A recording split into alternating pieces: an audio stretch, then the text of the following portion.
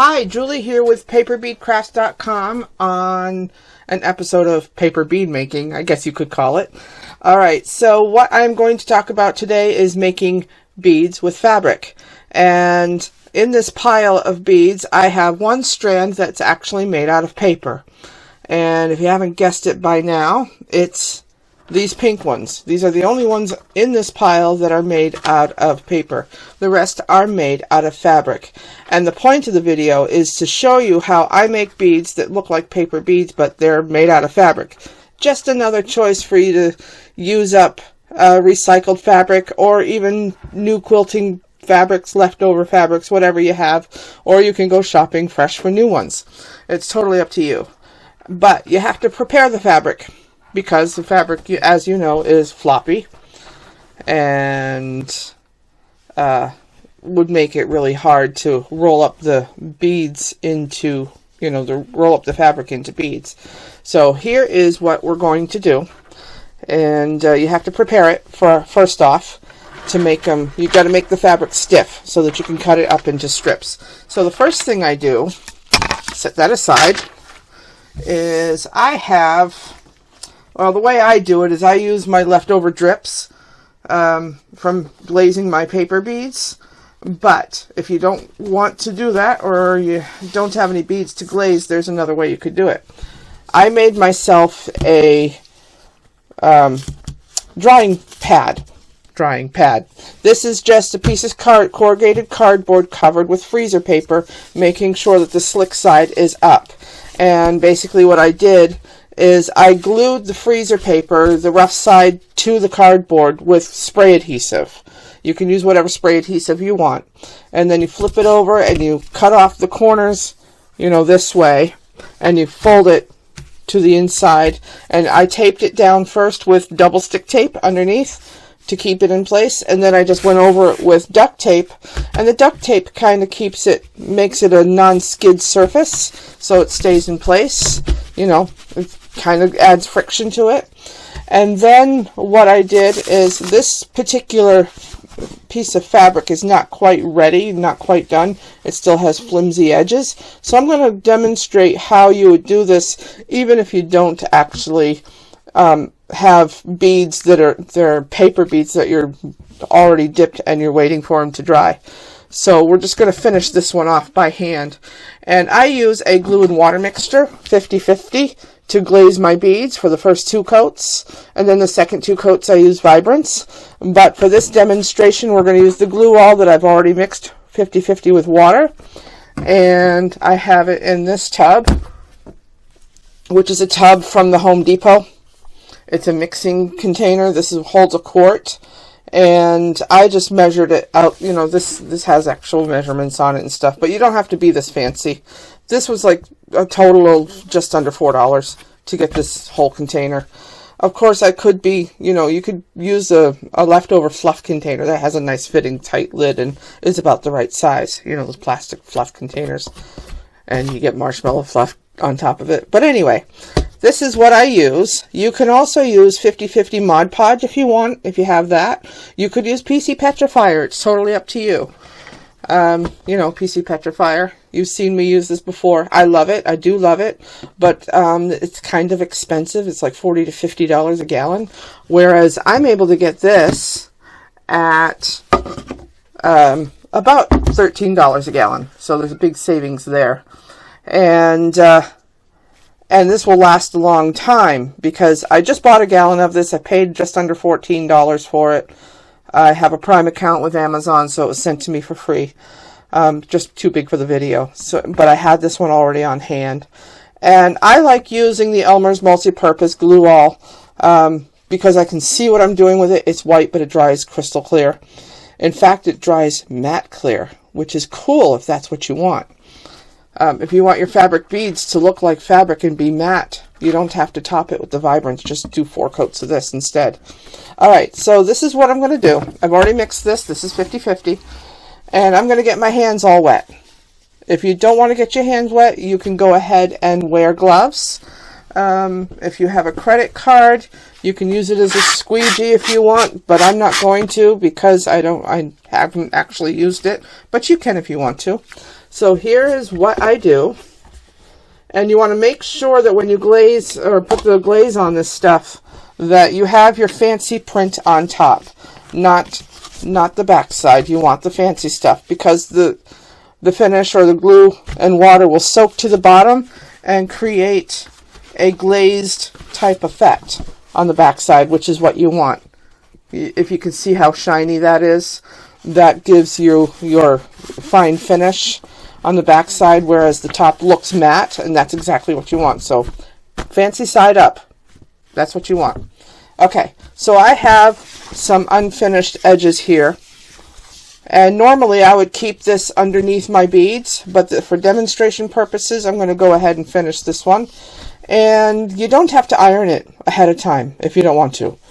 That's the beauty of doing it this way. Okay, here we go. I'm going to dip my fingers in the glue, and I'm just going to smooth it over anywhere that it needs it. It's okay, it's okay. And you do want it to stick to the freezer paper so that it can dry flat. And I have a drying rack that I've made with those metal shelving grate things, and in a few minutes I might show you a snapshot of that. And but basically this is what I do, or what you can do if you're not preventing waste of dripping glaze when you're making your paper beads. Otherwise, just stick this underneath your rack of beads that you glaze. And yes, you still want to move the glaze around with your hands to get it to all four corners. And this is how you would actually do it if you don't have enough glaze dripping from your beads.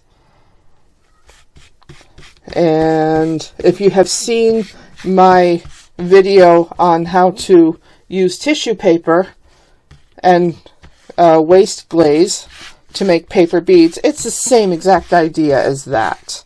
And I'll provide a link below so that you can see how I do the tissue paper. It's the same exact idea.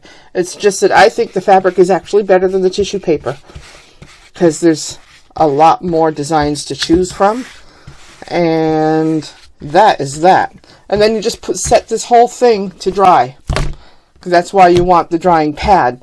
So that way, see, this is ready to go. It's all saturated and ready to go. Oh, I got a little bit more over here.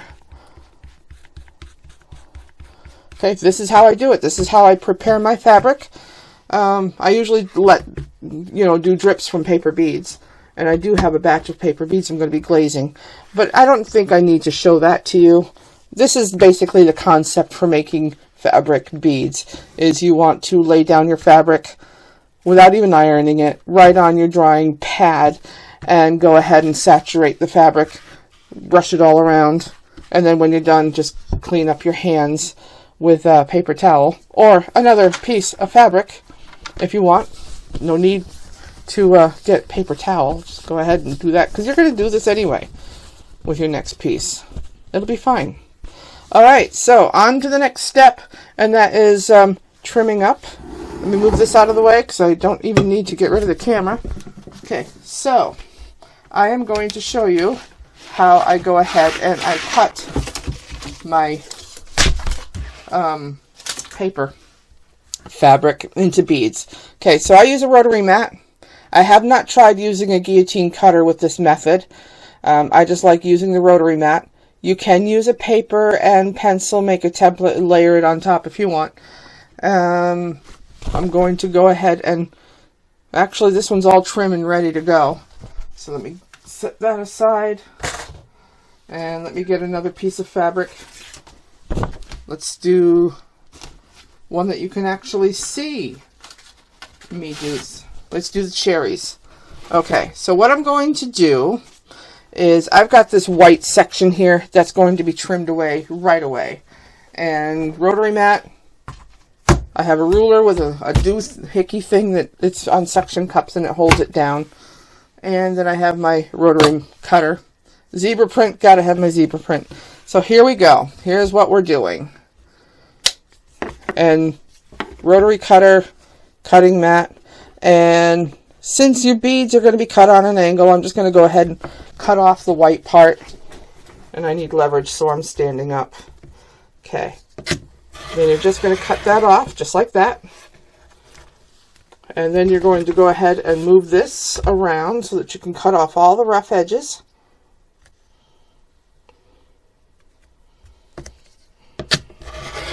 And basically what you're doing is cutting off all the threads that are dangling, because those could interfere with making your beads.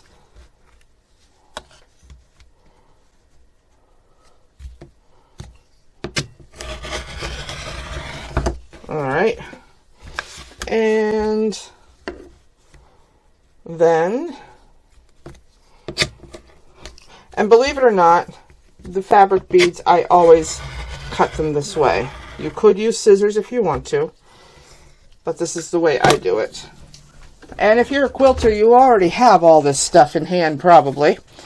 If you're an avid quilter. I used to be. Alright, so the way I mark this paper, fabric paper, is I use my universal marking templates. This was printed on an 8.5 by 11 sheet of paper, and basically what it is a marking template that you use to mark the top and the bottom of your paper or fabric. And you cut along the dotted lines to separate these, and I have some cut out and ready to go. And I have printed these onto sticker paper, which makes it really easy to mark your sheets, and I seem to be missing one. What did I do with it? Ha! Well, anyway, you're going to get the idea. You cut it along the dotted line. You can use regular scissors, or you can use a rotary cutter like I do. Right here. Line it up on the dotted line. And cut it apart.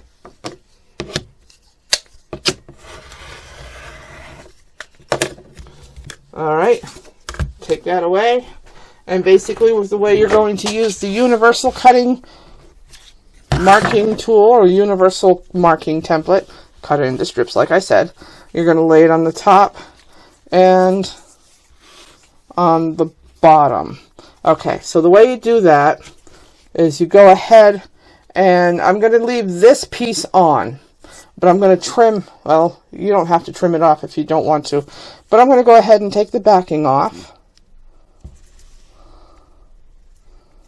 And I like using sticker paper because you don't have to mess around with messy glue. And it's relatively inexpensive because you can get a lot of these little templates just from one sheet of the sticker paper. So you're going to, see if I can get this close to me so I can see what I'm doing and you can see what I'm doing. Okay, so you're going to line up the edge with the edge of the paper and just stick it down. Alright.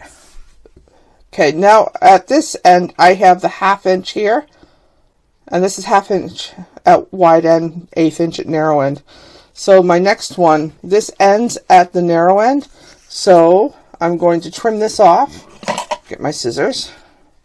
Yes, I like zebra print. Okay, so I'm going to trim this off because this is the next step. And I'm going to measure and figure out where I'm going to cut this off. So I'm going to cut it off right here. Okay, then I'm going to take the paper off the back.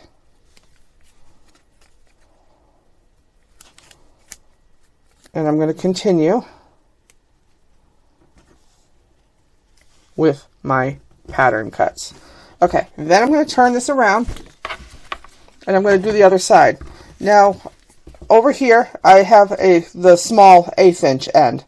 So again, I want to start with the 1/2 inch at the wide end. So I'm going to go ahead and again take the backing off.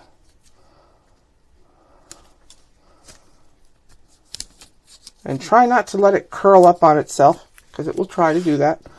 And then I'm going to go ahead and place it on the edge here. Now, if you notice, this is not perfectly the same. This is narrower than this. It doesn't really matter. You could make them all the same length if you want to.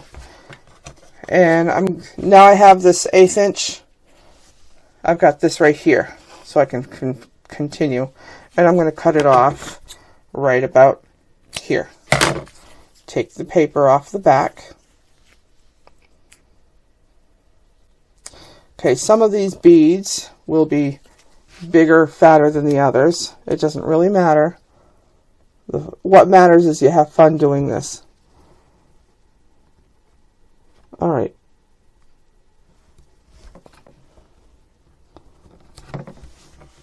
Okay, and then the next step is to start cutting.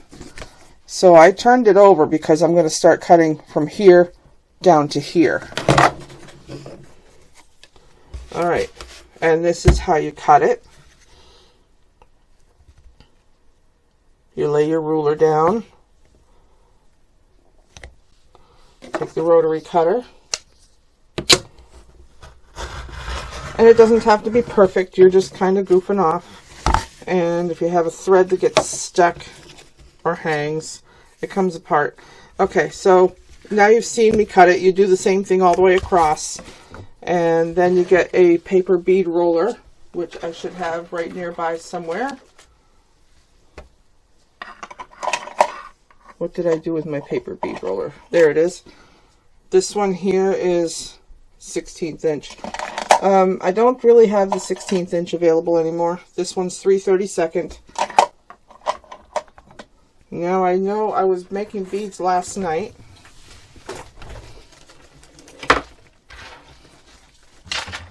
Oh yeah, there's another thing that you can use instead of the cardboard with the freezer paper. You can also use a flexible cutting mat and just cut it down to size if you need to, but this actually fits underneath my paper bead drying rack that I use. And this kind of is a non-stick surface. It's got just enough stick so the fabric will stick to it, but it will be easily removed. So it's plastic, flexible cutting sheets. I paid like under $4 for 3 of them at Walmart. So you can probably get them at Dollar Tree too, or any other dollar store. Alright, so we're going to go ahead and roll this up as soon as I find my paper bead roller. What did I do with that? There it is. And yes, you can use regular old white glue, the same thing that you use to glue it down. And I'm going to show you how easy this is to actually roll. I'm not going to roll all of them for you, just this one that we cut. Get this ready.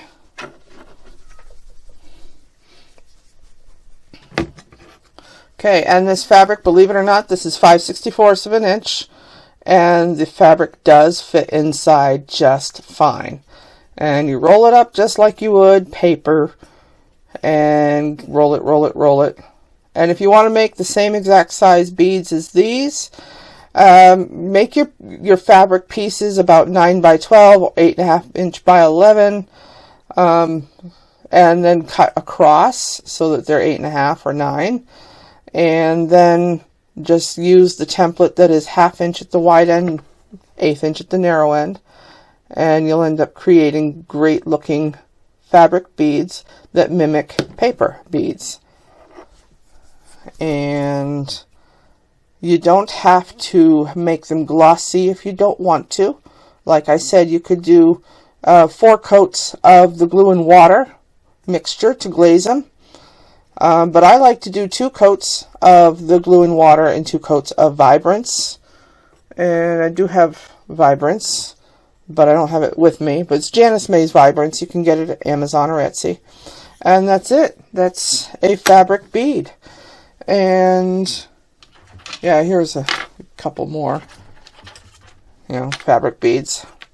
And I like the shine on them. But if you like the matte finish, the white glue and water works great for that.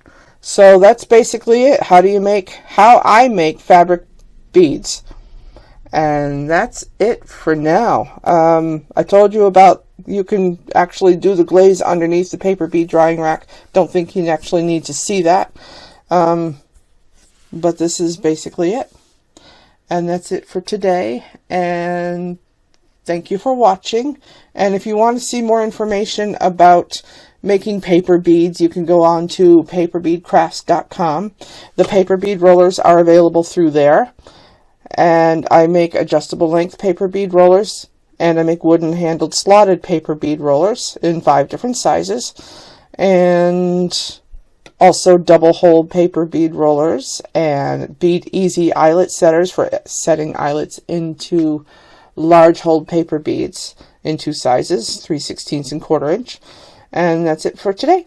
Thank you for watching and have a great day. Goodbye.